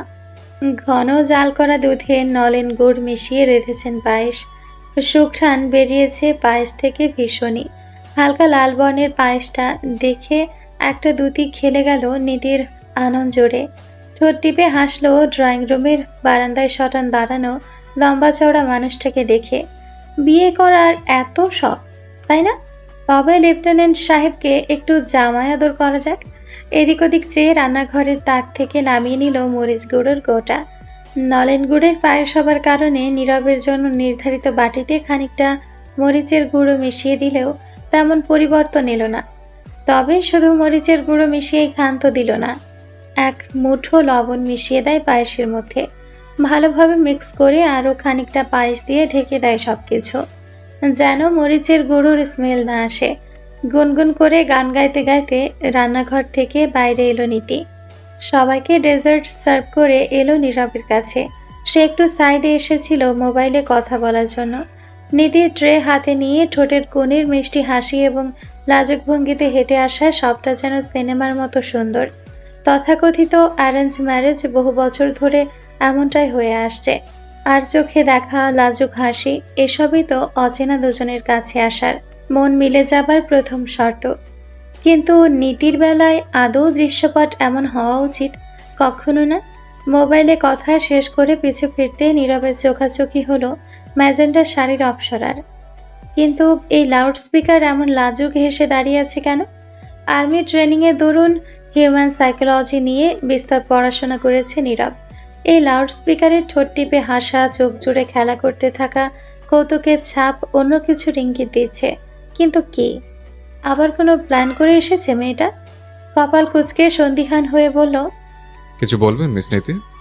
বলবো তোর মাথা শালা হারামজাদা, বিয়ের শখ তোকে গুছিয়ে দেবো আমি। কথাটা বলল মনে মনে, আর মুখে বলল, আপনার জন্য ডেজার্ট এনেছি নীরব সাহেব, নিজ হাতে বানিয়েছি, খেয়ে ধন্য করুন আমাদের। আমার জন্য? অবশ্যই, আপনি আমাদের বাড়ির মেহমান, মেহমানের সেবা করাটা তো জরুরি। নিন নিন, একটু খেয়ে দেখুন তো, আমরা মেহমানদারিতে আবার এক্সপার্ট, বুঝলেন? মোবাইলটা পকেটে রেখে ডেজার্টের বাটি হাতে নিলেও মুখে দেওয়ার সাহস হলো না নীরবের। দনমনো করতে থাকে, এই মেয়েকে বিশ্বাস নেই। যদি পেট খারাপের মেডিসিন মিশিয়ে দেয়, নয়তো এত সুন্দর ব্যবহার করে ওকে পায়েস খাওয়ানোর মতো সুসম্পর্ক তাদের মধ্যে নেই। মিষ্টি গলায় ফের নীতি বলল, নীরব সাহেব, ডেজার্টটা খেয়ে নিন, আমি বাটি নিয়ে যাব। কথাটা মুখে বললেও ঝালে এই ব্যাটার পরিবর্তিত চেহারাটা দেখতে চায় নীতি। অত কষ্ট করে তাক থেকে কৌটা নামিয়ে স্পেশাল রেসিপি পায়েস নিয়ে এলো, কিন্তু পায়েসের রিভিউ না নিয়ে যদি চলে যায় তাহলে তো ব্যাপারটা জমবে না। ঠোঁট টিপে হাসিটা কোনো রকমে দমিয়ে রাখলো নীতি। চোখের ইশারায় নীরবকে খাওয়ার জন্য বলল। একটা সুপ্ত দীর্ঘশ্বাস ফেলে 1 চামচ পায়েস মুখে দিতেই বুঝলো নীরব ওর সামনে দাঁড়ানো নীতিপ্রিয়া শাহ নামক নারীর ও জীবনে আগমন হয়েছেই ওকে জ্বালাতে, এবং তার শুরুটা হলো মরিচ গুঁড়ো আর লবণ মিশ্রিত পায়েস খাবার মাধ্যমে। মুহূর্তেই চোখ মুখ লাল হয়ে গেল নীরবের। ফর্সা চেহারাটা টুকটুক করছে একেবারে, কপালে ফুটে উঠল বিন্দু বিন্দু ঘাম। কিন্তু নীরব, সে শটান দাঁড়ানো, একটু নড়ল অব্দি না। কোনো রকমে পায়েসটুকু গিলে নীতির কাছাকাছি একটু এগিয়ে বলল, ঝাল যখন আপনি খাইয়েছেন, মিষ্টিমুখ আজ রাতে আপনিই করাবেন, কথা দিলাম। ঝাল খেয়েও নীরবের বাহ্যিক পরিবর্তন হলেও বিয়ের ভূত মাথা থেকে নামেনি বুঝতে বাকি রইল না নীতির। রাগে তীর করে কেঁপে উঠল সে। কয়েক পা এগিয়ে এলো নীরবের সম্মুখে, বলল, নিজের চেহারা আয়নায় দেখেছেন? তোতা পাখির নাক নিয়ে আবার এই পর্যন্ত চলে আসবেন? হ্যাঁ, অথচ ঢ্যাং ঢ্যাং করতে করতে বিয়ে করতে চলে এসেছেন। আবারও 1 চামচ পায়েস খেয়ে নীরব বলল, আপনি তো নাক দিয়ে বিশদ গবেষণা করে ফেলেছেন মিস নীতি, কিন্তু ফিল্ড টেস্ট ছাড়া রেজাল্ট মানবেন কি করে? আপনি বরং একবার কাছে এসে চুমু খেয়ে দেখুন, তারপর অভিযোগ থাকলে আপনি নাক কেটে তবেই আপনার সঙ্গে বিয়ের পিড়িতে বসবো। নাক ঠিক করলে বিয়েতে আপত্তি নেই তো? সাজ নেমেছে কি অতক্ষণ পূর্বে। শীতকালে আমাদের দেশে সচরাচর বৃষ্টি হয় না, তবে আজ সাজনামার পূর্বে আকাশের কোণে জমতে শুরু করেছে কালো মেঘের কারসাজি। থরে থরে বর্ষা সাজিয়ে বসেছে বর্ষ নামানো মেঘপুঞ্জ। বর্ষণের কালো মেঘের আনাগোনা আজ সন্ধেবেলা শুধু প্রকৃতি জুড়ে নেমে ক্ষান্ত দেয়নি, বরং 23 তরুণী নীতিপ্রিয়ার আননে জমতে থাকা কালো মেঘের ন্যায় ক্রোধ জানান দিচ্ছে আসন্ন ঘূর্ণিঝড়ের পূর্বাভাস। যেদি রকচটা নীতি এতটুকু অন্তত বুঝেছে, ওর বাড়িতে ওরই অগোচরে সকলে গভীর ষড়যন্ত্রে লিপ্ত হয়েছে। লতা বেগম বিভিন্ন ছুতোয় ওর কাছে আসছেন বারংবার। দুপুর অবধি 7 মুখী ড্রাগন বনে থাকা ওর মা ছলো ছলো চোখে আদর করছেন, আসলে চোখ মুছছেন বারবার। নীতির বাবা আক্তার শাহের অবস্থা 3 কাঠি ওপরে, তিনি মেয়েকে দেখলেই পালিয়ে যাচ্ছেন। এই যেমন একটু আগে নীতি ওর বাবাকে বলেছিল সন্ধ্যায় ওর জন্য মোড়ের মিনি চাইনিজের ঠেলা গাড়ি থেকে থাই স্যুপ কিনে আনতে। ছোট্ট একটা কথা। আক্তার সাহেব প্রথমে মেয়ের মুখের দিকে চেয়ে রইলেন ফ্যাল ফ্যাল করে, তারপর ওনার ঠোঁট কাঁপতে শুরু করলো। সন্দিহান হয়ে নীতি শুধায়, বাবা, তুমি ঠিক আছো? হ্যাঁ রে মা। মুখে বললেন তিনি ঠিক আছেন, অথচ ওনার গলা কাঁপছে। নিজেকে সামলানোর আপ্রাণ চেষ্টা করলেন আক্তার সাহেব, কিন্তু বৃথা গেল ওনার প্রচেষ্টা। কয়েক মুহূর্তে তিনি হাউমাউ করে কেঁদে ফেললেন। স্বামীর কান্নার আওয়াজ পেয়ে কোত্থেকে উড়ে এলেন লতা বেগম। মেয়ের মাথায় হাত বলিয়ে ছুটে গেলেন স্বামীর কাছে। আর ওনাদেরকে সান্ত্বনা দেওয়ার জন্য ড্রয়িং রুম থেকে ছুটে এলেন নীরবের বাবা মা। ঝরঝর করে লতা স্বামীর বুকে মাথা রেখে কাঁদতে শুরু করলেন। বাবা মাকে ওভাবে কাঁদতে দেখে দৌড়ে নিজ কামরায় এসে খেল দিয়েছে নীতি। চোখ ভর্তি জল নিয়ে নিজেও ঠোঁট বাঁকালো। জামাই বউ মিলে আদিক্ষেতা শুরু করেছে। মেয়ে অত প্রিয়, তাহলে জোর করে কোথাকার কোন সরকারি চাকরিজীবী তার গলায় বাঁধছে কেন?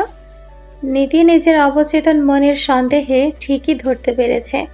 তাছাড়া নীরবদের গাড়ি থেকে দুপুরে বেশ কয়েকটি বড় বড় লাগেজ নামাতেও দেখেছে। দাওয়াত খেতে এলে অত বড় লাগেজের কি কাজ? নীতি কি বাচ্চা? দুয়ে দুয়ে চার মেলাতে নীতির ব্রেন ইউজ করা লাগে না। তার মানে আজকে এরা সকলে মিলে ধরে বেঁধে নীতিকে সরকারি চাকরিজীবী নীরব সাফওয়ানের গলায় ঝুলিয়ে দেবে নাকি? দিতেও পারে। খাবার টেবিলে ওর বাবা মা পারলে নীরবকে ভাত মেখে খাইয়ে দিত। মাথা কাজ করা বন্ধ করে দেয় নীতির। বিয়েতে বড় ভয় ওর। কেন বোঝে না ওর বাড়ির লোক? হতাশ হয়ে বিড়বিড় করে বলল, মেয়ে বিয়ে ঠিক করে এখন আবার আদর্শ হাক দেখানো? হ্যাঁ, আমি বিয়ে করতে চাই না। এত ভালোবাসা অথচ এটুকু বোঝে না কেন? আমি কি রাক্ষস? খুব বেশি কি খেয়ে ফেলি যে নীরবের সঙ্গেই আমায় গচাতে হবে? ওরকম রসকসীন লোকের সঙ্গে বসবাস করা কি সম্ভব? হ্যাঁ, কোষ্ঠকাঠিন্য রোগী একটা হুলো বেড়াল কোথাকার। ট্রেনে এত অপমান করলাম, তাও ঢ্যাং ঢ্যাং করে এসে বসে আছে। মরিচের পায়েস খেয়েও শিক্ষা হয়নি না? ওয়েট, তোমার বোঝাচ্ছি নীরব সাফওয়ান, এমন ডোজ দেব না তোকে এবার, তুই নিজে চিৎকার করে বলতে বাধ্য হবি, ইয়ামেতে খুদাসাই, বিয়ের চক্করে আমি আর নাই। দুপুরে শাড়িটা তখনও গায়ে জড়ানো নীতির। অনবরত চুইংগাম চিবিয়েও নিজেকে ঠান্ডা করতে পারছে না নীতি। নীরব সাফওয়ানের কল্লাটা চিবিয়ে খেতে পারলে ওর মেজাজ ঠান্ডা হয়ে যেত হয়তোবা। একটা মানুষ মরিচ গুঁড়োর পায়েস খেয়েও ল্যাঞ্জা পেতে বসে আছে কোন মুখে? এই লোক ওর মধ্যে কি পেল? ট্রেনে কম জ্বালিয়েছে? আয়নার সামনে দাঁড়িয়ে চুলগুলোকে ছেড়ে দেয় নীতি। তপ্ত শ্বাস ফেলে মনে মনে বলল, তোকে জব্দ করব অন্য উপায় নীরব। আমাকে বিয়ে করে সংসার করার খুব শখ না? আর যদি তোকে মিটিয়ে না দিয়েছে সেই শখ, তো আমার নামও নীতি নয়। তুই এক্ষুনি নিজ থেকে পালাবি, অবশ্যই পালাবি। হাবি গোষ্ঠী ডেকে এনেছিস না, ভালো কথা, সন্ধ্যার নাস্তা খেয়ে বিদেয় হবি। তোকে যদি পানির মতো সিধা করে বিদায় করতে না পারি না, তবে আমি নিজের হার মেনে নিব। তোকে আজ বিয়ে করেও ফেলবো, আর এই নীতিপ্রিয়ার কাছে নীতির ওয়াদা। আয়নার সামনে দাঁড়িয়ে শাড়ির আঁচল কাঁধে উঠিয়ে নেয় নীতি। পরনের শাড়ির কুচি নামিয়ে দেয় আরো নিচে। ঠিক যতটা নিচে নামালে উদরের গভীর ভাঁজ চোখে পড়ে। আয়নায় ঘুরে ফিরে নিজেকে দেখে নিয়ে বলল, পারফেক্ট। হেলে দুলে ফের এলো নিচতলায় এলো নীতি। গায়ে শাড়ির ওপর দিয়ে জড়ানো শাল চাদর। ওর বজ্জাত বোন প্রীতি একটু পর পর ইঙ্গিতপূর্ণ হাসছে। নীতিকে দেখে ওড়নায় মুখ লুকিয়ে কান্নার নাটক করে বলল, নীরব ভাইয়ের জন্য আমার বুক চাপড়ে কান্না আসছে আপু। আমি বরং ভালো কোনো উকিলের সঙ্গে যোগাযোগ করি। দেখ, অমন তুখোর আর্মি অফিসার যদি সুইসাইড করে, তবে কোমরে আমাদের সবার দড়ি বাঁধবে বাংলাদেশ সরকার। আপু, তুই কি একটু মানিয়ে নিবি? এ তো হই। ছুটে এসে বোনের কান চেপে ধরল নীতি। তেজি গলায় বলল, ওই হুলোর ভাইটার সঙ্গে দেখলাম বারান্দায় দাঁড়িয়ে ফিসফিস করছিস। এটা তোর কলেজের ওই ছেলেটা না, তোর জন্য হাত কেটেছিল, বইয়ের ভাঁজে গোলাপ রেখেছিল, পূর্ণ প্রেম উতলে উঠছে না? তুই কি ভেবেছিস আমার মনে নেই? প্রথমে চিনতে না পারলেও পরে ঠিকই চিনেছি। নিজের রাস্তা ক্লিয়ার করছিস তাই না? আমাকে কোষ্ঠকাঠিন্যের রোগী নীরবের সঙ্গে গুছিয়ে দিয়ে তোমরা তোতা ময়না প্রেম করবা? আমার সঙ্গে শেয়ানাগিরি না? তুই আমার বোন, হ্যাঁ। এই দিন দেখার জন্য ছোটবেলা থেকে তোকে সহ্য করছি আমি। আগে জানলে তোকে সেদিনই ড্রেনে ফেলে আসতাম, যেদিন তোকে বাবা মা হসপিটাল থেকে কুড়িয়ে এনেছিল। কানের ব্যথায় অসহায় বোধ করল প্রীতি। নীতির হাত টেনে ধরল ছাড়ানোর জন্য। লাজুক লতার মতো নুয়ে বলল, আপু, তুই প্লিজ বিয়ে না করিস না। আপু, আপু রে, দেখ, আমি গ্যারান্টি দিয়ে বলতে পারি নীরব ভাই অনেক ভালো মানুষ। নীরব ভাই? এর মধ্যে ভাইও পাতিয়ে ফেলেছিস? ভাই না ডেকে ভাসুর ডাক, বেয়াদব। যা। সত্যিই যাব? নীরব ভাইকে আমি দুলা ভাই ভাসুর সব দিক থেকে পারফেক্ট মনে হয় জানিস। প্রীতির দিকে কটমটে দৃষ্টিতে চেয়ে আরো কিছু বলতে যাচ্ছিল নীতি, তবে তার আগে এলো নিলয় এবং যা হবার তাই হলো। আহ্লাদে গদগদ হলো প্রীতি, হাসি যেন ঠোঁট থেকে সরছেই না ওর। নিলয়ের অবস্থাও একই, চোখে চোখে কি যেন সব না বলা কথা বলছে। মেকি ধমকে বলল, এই আপনাদের মেহমানদারি? সন্ধ্যার চাটা কখন দেবেন বেয়ান সাহেবা? বাচ্চাকালের হারিয়ে যাওয়া প্রেম পেয়ে হয়তো নিলয়ের হুঁশ জ্ঞান নেই, প্রীতিরও সেই একই অবস্থা। ওর পাশে সেখানে নীতি উপস্থিত, সে নিশ্চিত ভুলে বসেছে, নয়তো এমন পিছিল কথাবার্তা বলে মিসাইলের মুখে পড়তে যাবে কেন নিলয়? প্রীতিকে বেয়ান সাহেবের সম্বোধন করায় ভ্রুকুচকে গেল নীতির। রুক্ষ গলায় বলল, কি বললাম? দাঁত দিয়ে জিহ্বা কাটল নিলয়, আমতা আমতা করে বলল। কিছু বলিনি ভাবিজান। চিরবির করে নিলয়ের দিকে তেড়ে গেল নীতি, দাঁতে দাঁত পিষে বলল, আমার সঙ্গে একটা ডিল করবেন? ডিল? মানে ব্যবসা, অর্থাৎ বিজনেস? তাও আবার এখানে? ন্যাকা সাজবেন না, নয়তো যেই চোখে চোখে ভাবের আদান প্রদান করছেন না, ওইটা খুলে হাতে ধরিয়ে দেবো, তখন ভিক্ষার থালা নিয়ে বসা ছাড়া আর কোনো উপায় থাকবে না। ওকে, কুল ডাউন ভাবিজান, বলুন শুনি আপনার ডিল। প্রথমত আমাকে ভাবিজান বলবেন না একদম, তবে ভাবি আম্মা বলবো? কিছুই বলতে হবে না। সেটা কিভাবে সম্ভব? ভাবি কত শ্রদ্ধার আসন, আমি আপনাকে কিভাবে মানে এটা সম্ভব নয়। ন্যাকা ষষ্ঠী, হ্যাঁ। Okay okay, cool down sister in law. আর দ্বিতীয় ডিল? দ্বিতীয়ত আপনার ভাইকে এখান থেকে বিদায় করুন। ওনার কোনো গার্লফ্রেন্ড আছে? থাকলে তাকে এনে হাজির করে আমার সঙ্গে বিয়ে ক্যান্সেল করিয়ে দিন, তাহলে আজ প্রীতির সঙ্গে আপনার বিয়ের ব্যবস্থা করে দেবো, পাক্কা প্রমিস। এবার আপনার ভাবনার পালা। নীরব সাহেবের প্রেমিকাকে এনে সবার সামনে দাঁড় করিয়ে দেবেন, তার বদলে বউ নিয়ে বাড়ি যাবেন। বোনের কাছে এসে চাদর খামচে ধরল প্রীতি, হতাশ সুরে বলল, কিন্তু আপু, আমার পড়া শেষ না হলে বিয়ে বিয়ে দেবে না। চাপা গলায় বোনকে ধমকালো নীতি। তুই চুপ থাক বেয়াদব, আমার ডিল করতে দে। এবারে মুখ খুলল নিলয়, ঠোঁট টিপে হেসে বলল। কিন্তু ভাইয়ার তো কোনো গার্লফ্রেন্ড নেই। নিলয়ের কথা শুনে কপাল চাপড়ালো নীতি, বিরক্তিতে কুচকালো কপাল, বলল, আমারই ভুল, অমন কোষ্ঠকাঠিন্যের রোগীর গার্লফ্রেন্ড থাকতেই পারে না, মেয়েরা তো আর বলদ নয়। বলতে যাচ্ছিল নীতি, তবে তার আগে ডাক পড়ল রান্নাঘর থেকে। লতা বেগম চাপা স্বরে মেয়েকে ডাকছেন, নিশ্চিত এখন মেহমানদের নাস্তা দিতে বলবেন। নীতি চলে যেতে নিলয় বলল, তুই ধানি লঙ্কা আর তোর বোন নাগা মরিচ। আমার ভাই জ্বলে যাবে রে প্রীতি, জাস্ট ভস্মীভূত হয়ে যাবে আমার ভাই। বোনকে নাগামরিচ বলাটা পছন্দ হলো না প্রীতির। ইচ্ছে করে নিলয়ের পায়ে পাড়া দিয়ে চলে যাবার সময় বলল, হবু ভাবিকে সম্মান দিয়ে কথা বল, হনুমান কোথাকার। নাস্তার ট্রে সাজিয়ে রেখেছেন লতা বেগম। অবশ্য তিনি একা নন, নীতিদের বাড়ির সাহায্যকারী ফুলি খালা এবং ওনার মেয়ে হাতে হাতে কাজ করছেন। হরেক রকম পিঠা, স্ন্যাক্স আইটেম, কেক, মিষ্টি, পুডিং, কয়েক রকমের মিষ্টি দিয়ে সব সাজানো।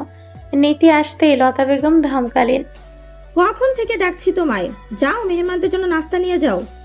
তোমরা কি আজকেই আমার বিয়ে দিয়ে বিদায় করে দেবে মা? সুপ্ত শ্বাস ফেললেন লতা বেগম, মেয়ের মাথায় হাত বুলিয়ে বললেন, মেয়ে বড় হলে প্রত্যেক বাবা মায়েরই চিন্তা থাকে তাকে সুপাত্রে সম্প্রদান করার। তোমার বাবা নীরবের ব্যাপারে অনেক খোঁজ খবর করেছেন। তোমার মনে আছে ছোটবেলায় তুমি ব্যথা পেলেও বলতে পারতে না, কিন্তু তোমার বাবা ঠিকই বুঝে যেতেন, ব্যথার মলম লাগিয়ে দিতেন। এবারও তোমার বাবা বুঝেছেন তোমাকে, যার কারণে তোমার জন্য সুপাত্রের তালাশ করেছেন। দেখো আল্লাপাক মিলিয়েও দিয়েছেন। তোমার দাদা ভাইও বড় আশা করে আছেন নীতি। তোমার পরিবার সব সময় তোমার মতামতে প্রাধান্য দিয়েছে। তোমার কি উচিত নয় এবার তোমার পরিবারের মতামতকে প্রাধান্য দেয়া? লতা বেগমের কথায় দুপুর থেকে জোরে থাকা নীতির মেজাজ কিছুটা শিথিল হলো, তবুও বলল, ব্ল্যাকমেইল করা কেউ তোমাদের কাছ থেকে শিখুক। ওই স্পেশাল ট্রেনিং প্রাপ্ত আর্মি শিখিয়েছে নাকি তোমাদের এগুলো? হ্যাঁ, নীরব তোমার দাদা ভাইয়ের ঘরে আছে, ওখানে চা নিয়ে যাও, বাকি সবাইকে নাস্তা দিচ্ছি। বলে লতা বেগম চলে গেলেন, মেয়ের রাগকে বিন্দুমাত্র পাত্তা না দিয়ে। এই মেয়ে যা বেচছো, একে বুঝিয়ে কাজ নেই, ছোটবেলা থেকে এমন তেদর। ছোটবেলার মতো কষে দুটো চট দিতে পারলে মেয়ের তেজরামি বেরিয়ে মাথায় কাজ করতো আবার, তাহলে বুঝতো ওর বাবা মায়ের চিন্তাটা কতটা কঠিন। নীতি চায়ের ট্রে নিয়ে দাদাভাইয়ের ঘরে আসতেই চোখাচোখি হলো নীরবের সঙ্গে। বই পড়ছেন জনাব। চায়ের টুংটাং আওয়াজ শুনে মুখ তুলে চাইল না। নীরবের দাদাভাই উপস্থিত সেখানে। নীতিকে দেখে আপ্লুত হন তিনি। বললেন, তুমি আবার কষ্ট করে আনতে গেলে কেন বোন? আমরাই আসছিলাম, তোমারে আমার খুব পছন্দ হয়েছে। বন মানুষকে মানুষ বানানোর জন্য তোমার মতো কাউকে আমরা খুঁজছিলাম, এখন দেখো আল্লাহ পাক মিলিয়েছেন। কিছু না বলে শুধু মাথা নাড়ল নীতি। সবার কাছে ওদের পারফেক্ট মনে হচ্ছে, অথচ নীতির মনে হচ্ছে এটা পুরোটাই মিসম্যাচ। ওর দাদা ভাই ইনসান শাহ বললেন, আমার বোন মাশাআল্লাহ খুব ভালো, সবার সম্মান করে। আসো বোন, আসো। হ্যাঁ, বোঝা যাচ্ছে খুব ভালো তরবিয়ত দিয়েছ নাতনির।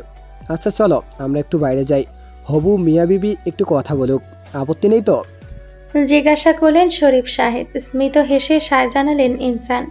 চায়ের কাপটা নিয়ে বেরিয়ে গেলেন দুই বাল্যবন্ধু।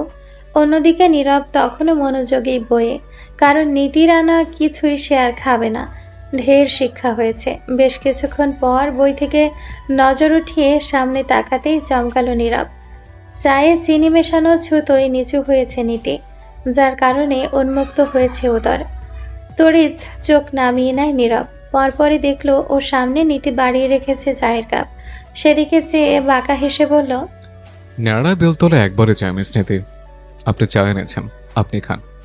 নীতিও বুঝলো, তাই তো বাড়িয়ে রাখা চায়ের কাপ থেকে বড় একটা চুমুক দিয়ে চা খেয়ে নরম সুরে বলল, আপনি জানেন আমি জার্নালিজম নিয়ে পড়েছি।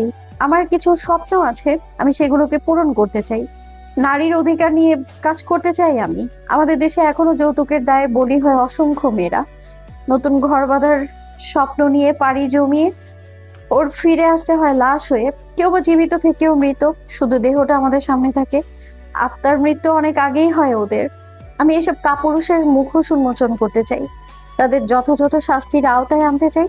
তাই বিয়ের বন্ধনে বাধা পড়ে আমি আমার স্বপ্নে বাধাগ্রস্ত হতে চাই না। নীরব সাহেব, আপনি হ্যান্ডসাম, ভালো জব করেন, আপনার জন্য তো যে কোনো ভালো মেয়ে পেয়ে যাবেন।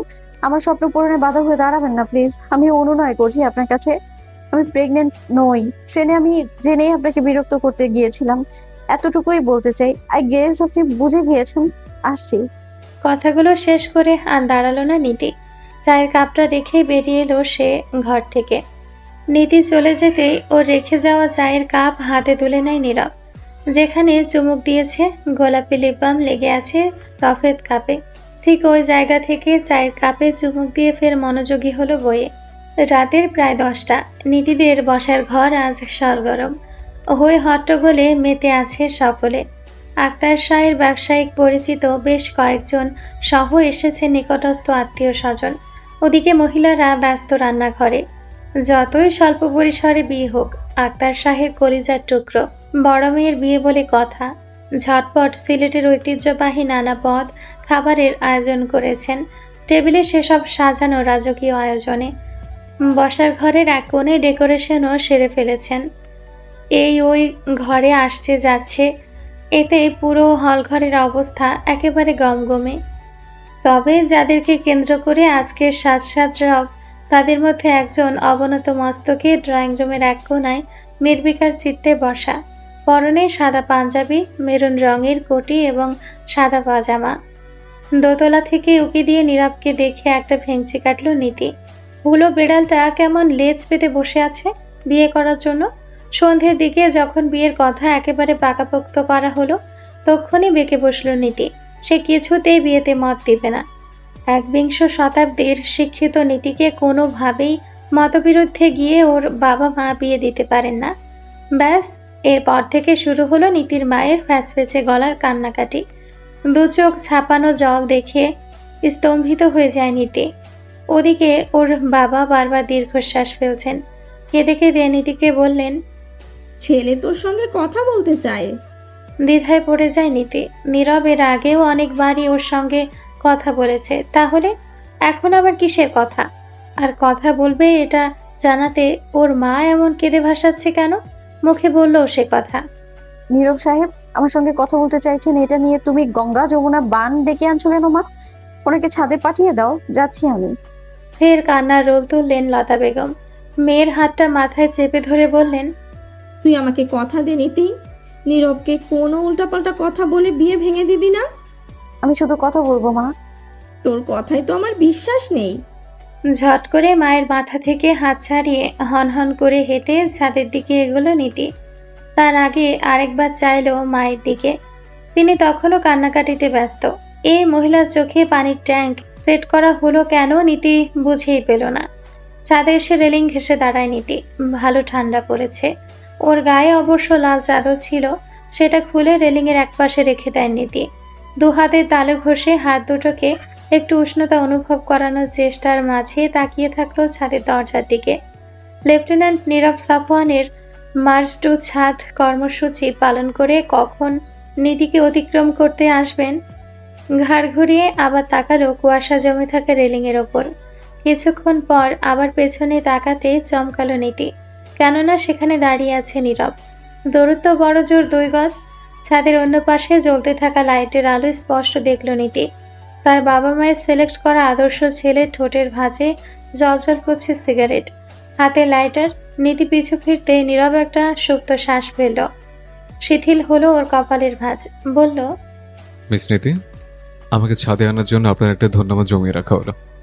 সিগারেটের ক্রেভিংস হচ্ছিল, অথচ নিজ থেকে আসতে পারছিলাম না।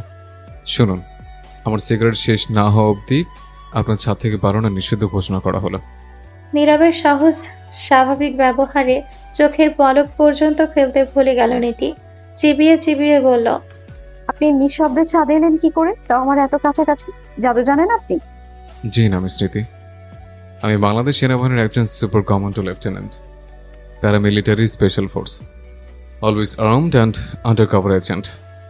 ট্রেনিংয়ের সাইড এফেক্ট হিসেবে বলতে পারেন আমাদেরকে নিঃশব্দে চলাফেরা করার ট্রেনিং দেওয়া হয়। আপনি একজন super commando? As per I know, miss নীতি প্রিয়। আপনি সিগারেট খান, বাসায় জানে? না। আমি যদি বলে দেই? Go ahead. আমি কিন্তু সত্যিই বলে দেব। I think you should try. আপনার বাবাকে যদি বলে দিই? আপনি? কথা বলার মাঝে থেমে গেল নীতি। নীরবের এই বিশেষ ট্রেনিংয়ের ব্যাপারটা অজানা ছিল নীতির। এজন্যই ওর বাবা মায়ের নীরবকে এত পছন্দ। আর এই ব্যাটাও বিয়ের জন্য পাগল। নীতি বোধহয় বিয়ের গ্যাড়াকল থেকে আজ বাঁচতে পারবে না। হঠাৎ নীতির মনে হলো আপাতত বিয়েটা ওর সব সমস্যার সমাধান। বিয়ে না করলে ওর বাবা মায়ের সমান শেষ হয়ে যাবে। মা কাঁদবেন ফ্যাচ ফ্যাচ করে। দেখা যাবে আবার কোন বলদ জুটি আনবে। সেদিক থেকে নীরব সাফওয়ান সেভ অপশন। এই বান্দা আর যাই হোক বলদ নয়, বরং নীতি বিয়ে করে নীরবকে এত জ্বালাবে যেন 2 দিন পর ঘাড়ে ধাক্কা দিয়ে ওকে বাড়ি থেকে বের করে দেয়। ব্যাস, তারপর নীতি উড়ালপঙ্খী, সে আকাশে বাতাসে উড়ে বেড়াবে। তখন বাবা মাকে বেশ কড়াকড়ি করে বলতে পারবে নীরব সাফওয়ান একটা রেড ফ্ল্যাগ ছিল, যার সঙ্গে কোনো খোঁজ খবর না নিয়ে গলায় ঝুলিয়ে দেওয়া হয়েছিল ওকে শুধুমাত্র সরকারি চাকরিজীবী দেখে। এবার নীতি নিজের মতো করে বাঁচবে। ওসব বিয়ে শাদির কোনো দাম নেই নীতির কাছে। ভাবনাটা মাথায় খেলতে খুশিতে গদগদ হলো নীতি। 2 কদম এগিয়ে নীরবের দিকে ঝুঁকে বলল, আপনাকে বিয়ে করতে আমি রাজি আছি নীরব সাফওয়ান সাহেব, তবে আমার কিছু শর্ত আছে। মানতে রাজি আছেন আপনি? কয়েকটা ধোয়ার কুণ্ডলি ছেড়ে সরল গলায় নীরব পাল্টা প্রশ্ন ছুড়ল। শর্ত? জি, শর্ত, টার্মস এন্ড পলিসি। আপনার শর্ত মানতে আমি বাধ্য নই মিস নীতি। দেখুন নীরব সাহেব, আপনি আমাকে সেদে সেদে বিয়ে করার জন্য উড়ে পড়ে কেন লেগেছেন সেটা আমি জানি না, কিন্তু বিয়ের শর্ত মানতেই হবে। দিন, আপনার পা দুটো দিন, ওগুলো ধরে রিকোয়েস্ট করি আজ, তবে শুনবেন আমার কথা নাকি? ওকে, আপনার শর্ত পেশ করুন মিস নীতি, ভেবে দেখি। মানার যোগ্য হলে মানব, নয়তো you know I am not that much desperate to marry you. দেখলাম তোর ডেসপারেটনেসের নমুনাটা দেখলাম। শালা বিয়ে করার জন্য লেজ পেতে বসে আছে, আবার বলে ডেসপারেট নই। মনে মনে বকাবকি করতে থাকে নীতি। ওদিকে নীরবের গা ছাড়া ভাবে দাঁতে দাঁত পিষল 1 দফা। ইচ্ছে তো করছে আচ্ছা মতো 2টো কথা শুনিয়ে দিতে, কিন্তু এখন নীতি বিপদে আছে।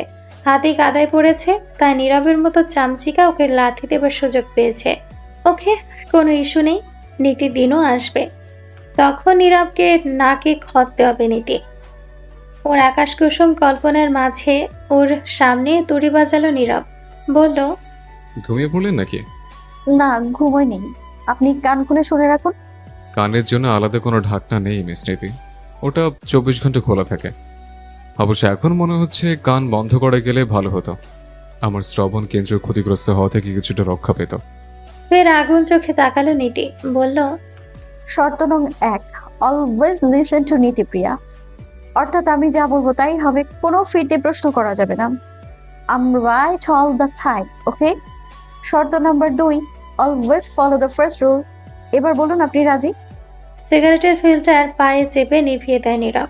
পকেট থেকে একটা মিন্ট ফ্লেভারের চকলেট বের করে মুখে নিয়ে বলল, আমি রাজি নীতিপ্রিয়া শাহ। আপনার সমস্ত শর্ত নীরব সাফওয়ান মাথা পেতে নেবে, অলওয়েজ। ব্যাস, তারপরে নিচে নেমে এসছে নীতি। এসে বাবা মাকে জানিয়েছে বিয়েতে রাজি। ওর হঠাৎ রাজি হয়ে যাওয়াতে মাথা ঘুরে পড়ে যাচ্ছিল প্রীতি। কোনো রকমে নিজেকে সামলে বলল, আপুরে, তুই আসলেই আমার বোন, নাকি ছাদ থেকে অন্য কেউ নেমে এসেছে তোর রূপ ধরে? আম্মা জান, এই মেয়ের পা চেক করে দেখো, সোজা আছে নাকি? আমার ভয় লাগছে আম্মা। প্রীতিকে শাসালো নীতি, চিবিয়ে চিবিয়ে বলল, চুপ বেয়াদব, এখান থেকে যা, নয়তো তোর সব গোপন কথা একদম ফাঁস করে দেবো বলে দিলাম। বোনের হুমকিতে কাজ হলো তরতর করে। মুখে কুলু পাটল প্রীতি। আর যাই হোক, ওর গোপন খবর কোনো কিছু মায়ের কাছে ফাঁস হলে মার খেতে খেতে আধমরা হয়ে যাবে প্রীতি। তার চেয়ে তার বড় বোনের বিয়ের নাটক উপভোগ করা যাক, কারণ বোনকে হাড়ে মজায় চেনে প্রীতি। তার বোনের বিবাহ ভীতি এতটাই প্রকট যে কারো সঙ্গে সে বিবাহ বন্ধনে আবদ্ধ হবে না। ওদিকে মেয়ের সম্মতিতে আরেক চোট কাঁদলেন লতা বেগম। কাল বিলম্ব না করে তড়িঘড়ি করে ছুটলেন নিচতলায়। তার বিচ্ছু মেয়ে আবার বেঁকে বসার আগে বিয়ের আয়োজন করতে হবে। বাসর ঘরে বসা নিতে।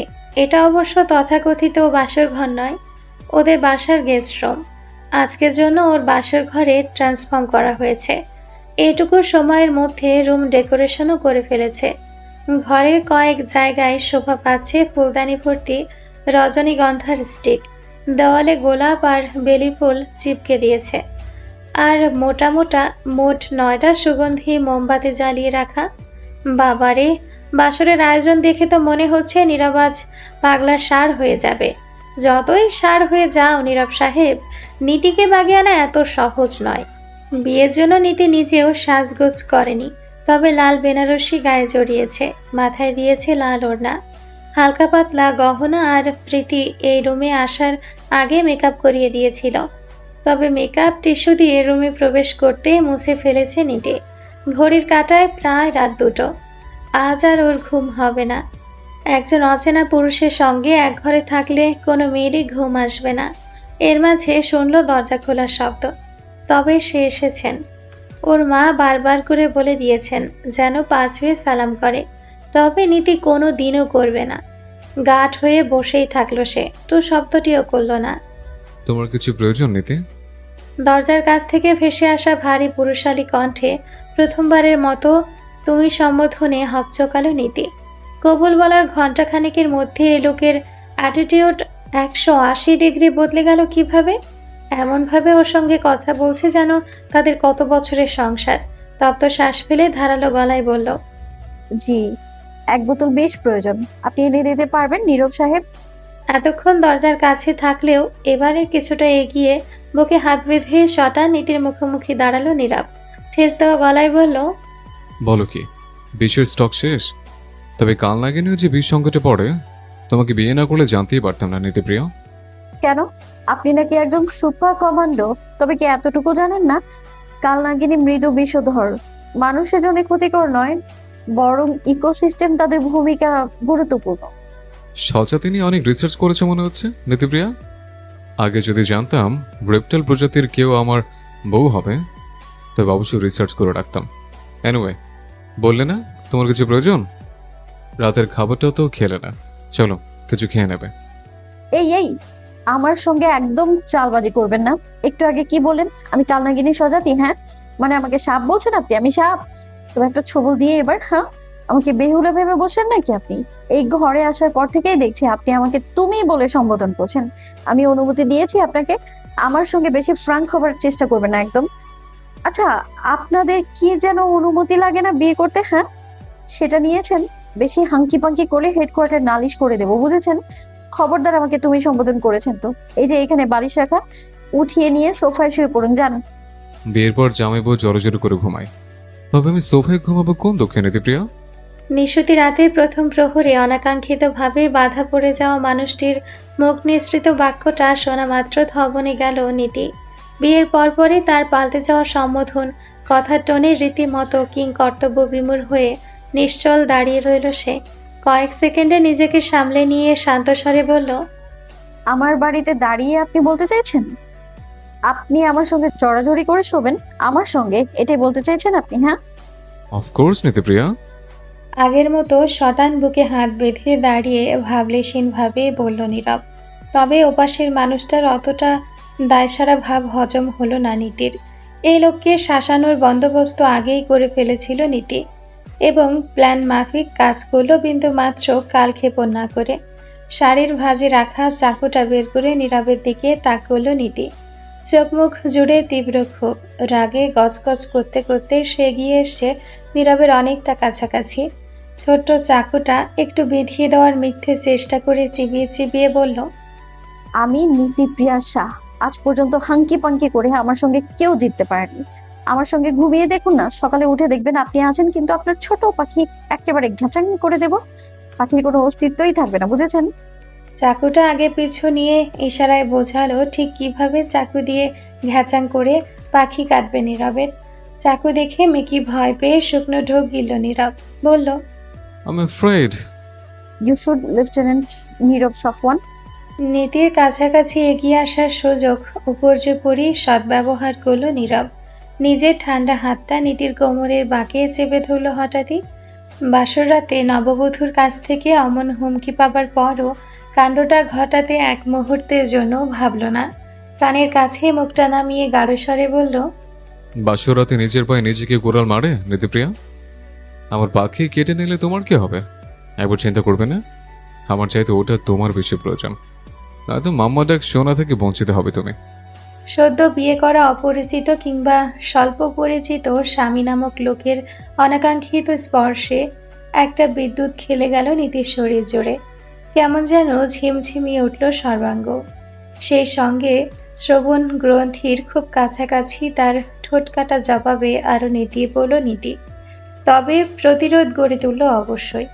তপ্ত শ্বাস ফেলে নিজেকে সামলে নেওয়ার প্রচেষ্টা চলমান রেখে তোতলানো কণ্ঠে বলল, আমাকে অশ্লীল কথাবার্তা বললে আপনার মুখ সেলাই করে দেবো আমি।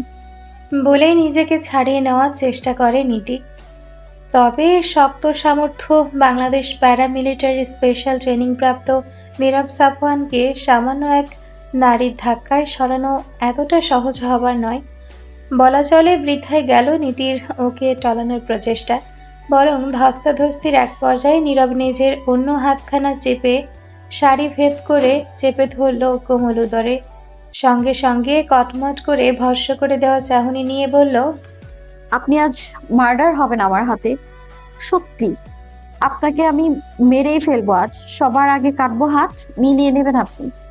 তাই? আরেক হাতে অজানা কোনো কায়দায় নীতির হাত দুটো আটকালো পেছনে নীরব। নড়াচড়া সমস্ত পথ রোধ করল ওর। চাকুটা মেঝেতে পড়ে শব্দ হলো ঝনঝনিয়ে। আবারও মাথাটা নইয়ে আনলো নীতির কানের কাছে, ফিসফিস করে বলল, তুমি বোধহয় আমার কথাটা গুরুত্ব উপলব্ধি করতে পারো না নীতিপ্রিয়া। I'm always armed super commander. You get it? Always fully loaded armed. একজন অন ডিউটি অফিসারকে ছিচকে চোরের মতো চাকু দিয়ে ভয় দেখিয়ে নিজের হাসির পাত্রে বানিয়ে ফেলেছ। তার চেয়ে একটু আপোষ করে নাও। বিয়ে যখন হয়েছে, আপোষ করে নেওয়াই ভালো। কটমট করে তাকালো নীতি, বলল, আপোষ? তাও আবার আপনাকে? কখনো না। দেখা যাবে। নীতিকে হাতের বাঁধন মুক্ত করে বিছানার দিকে এগোলো নীরব। কম্বল গায়ে টেনে বিছানায় শুতে শুতে বলল,